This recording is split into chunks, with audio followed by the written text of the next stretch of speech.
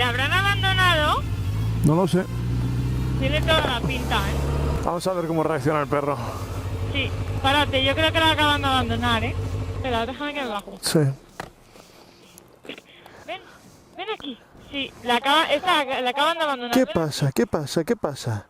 ¿Qué pasa? ¿Mm? ¿Qué pasa? El pobre. ¿Qué pasa? ¿Qué pasa? ¿Mm? ¿La han mordido? ¿Está enfermito?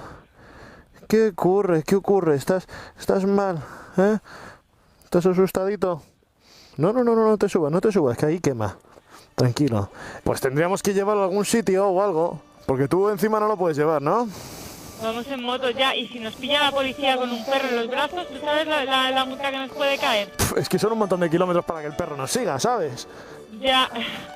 Voy a llamar. Llevarle encima yo creo que también. Ya.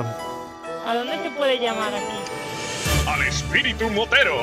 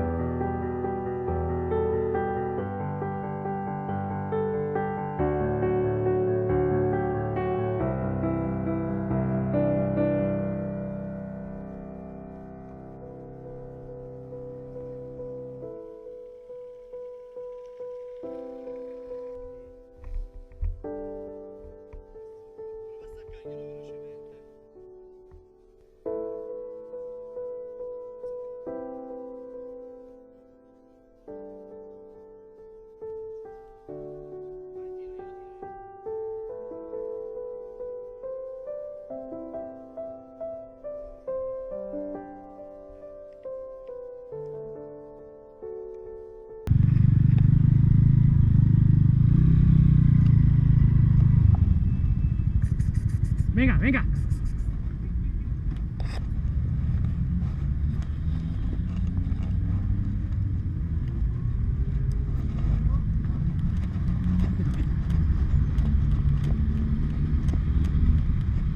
Venga, venga, vamos. Fácil, fácil. Vamos allá. Fácil. Fácil. Fácil, fácil. Fácil, fácil, fácil, fácil. Mírelo, allá va. Vea a su amigo allá, vea.